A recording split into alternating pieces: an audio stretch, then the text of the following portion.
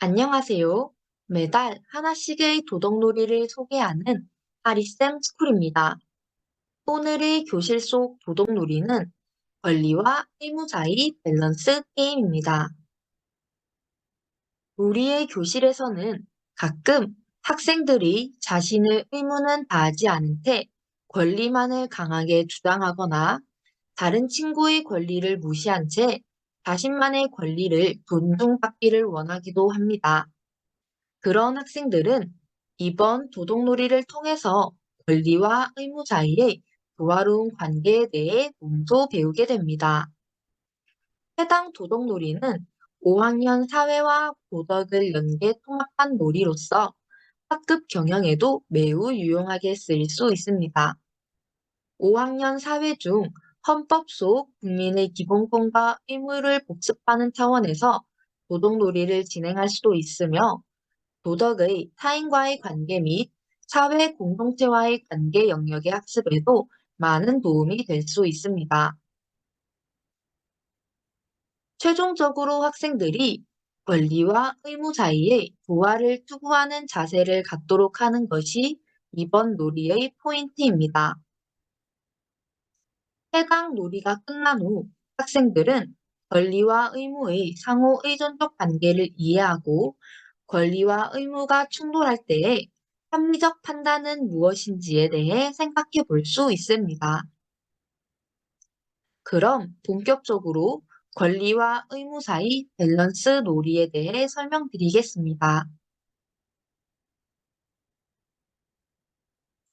먼저 놀이를 하는데 필요한 기본 과정, 즉 놀이의 배경에 대해 말씀드리겠습니다. 학급은 나라, 학생들은 국민입니다. 먼저 놀이에 앞서 학생들과 함께 나라 운영비를 설정해 주세요. 처음 놀이를 시작할 때 나라 운영비는 얼마로 할지 그 통량을 정하고 이번 놀이가 끝난 후 모인 나라 운영비를 어떻게 사용할지 그 목적을 함께 정해주시면 됩니다. 다음으로 학급별로 가상의 코인 이름을 정하고 학생들, 즉 국민은 해당 코인을 통해 다양한 쿠폰들을 구매하며 자유롭게 거래가 가능함을 학생들에게 설명해 주세요.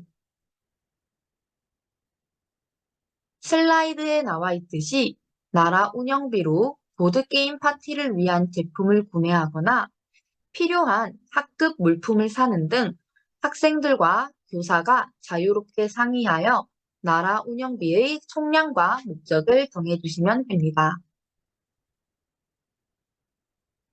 대략적인 활동 순서와 진행은 다음과 같습니다. 첫째, 사회 시간에 배운 권리와 의무 개념을 복습합니다. 이때 4학년 이하의 학년에서는 기본권과 의무를 배우지 않았으므로 첫 번째 단계는 생략해도 좋습니다. 둘째, 월요일부터 금요일까지 한 주간 권리나라에서 정해진 규칙에 따라 생활합니다. 셋째, 권리나라에서의 상황놀이가 끝나는 금요일 날 학생들은 지난 일주일간의 생활을 되돌아보며 그동안 불편했던 점과 문제점에 대해 함께 이야기 나눕니다. 넷째, 다음 주 월요일이 되면 다시 한 주간 의무나라에서 규칙에 따라 생활합니다. 다섯째, 앞선 순서와 마찬가지로 의무나라에서의 일주일간의 상황놀이가 끝나는 금요일 날 학생들은 함께 이야기 나눕니다. 마지막 여섯째, 총 2주간의 생활 전체를 되돌아보며 학생들은 권리와 의무의 조화로움에 대해 배우고 이해할 수 있습니다. 그렇다면 권리나라에서는 어떻게 생활해야 할까요? 권리나라라는 이름에서도 알 수 있듯이 권리나라는 국민들의 권리 및 자유를 최우선적으로 생각하는 나라입니다. 국가는 매일 3코인씩을 모든 국민에게 지급합니다. 또한 국민들은 지급받은 코인으로 자유롭게 거래하며 자신이 원하는 종류의 쿠폰들을 마음껏 살 수 있습니다. 쿠폰들의 종류에는 다음과 같은 것들이 있습니다. 첫째, 국민들의 자유권을 보장하기 위해 다양한 쿠폰들이 존재합니다. 배움 공책 면제권, 역할 면제권, 성소 면제권, 다른 반 친구 초대권 등이 있습니다. 둘째, 국민들의 평등권을 보장하기 위해서 자리 선택권이 있으며 국민 개개인의 상황은 크게 고려하지 않고 국민이 같은 잘못을 했다면 같은 벌금을 코인으로 내도록 합니다. 셋째, 국민들의 사회권을 보장하기도 하고, 넷째, 국민들의 청구권을 보장하기 위해 국민들은 법원에 정해진 코인을 내고 재판을 받을 수도 있습니다. 이때 법원을 따로 학생들끼리 구성하여도 좋고, 간단하게 교사가 법원의 역할을 할 수도 있습니다. 단, 이때 양측 모두 자신의 권리를 적절히 주장하고 있다면 양측 모두에게 잘못이 없다는 판결을 교사가 일부러 내릴 수 있습니다. 이때 유의할 점은 학급 상황에 따라 다양한 쿠폰을 새로 만들거나 변경하거나 없앨 수도 있다는 점입니다. 학급 상황에 따라 유연하게 조정해 주시되 권리와 의무 사이의 조화를 느끼도록 한다는 도덕놀이의 본질에서 벗어나지 않도록 주의해 주세요. 그렇게 권리나라에서의 일주일이 지나갑니다.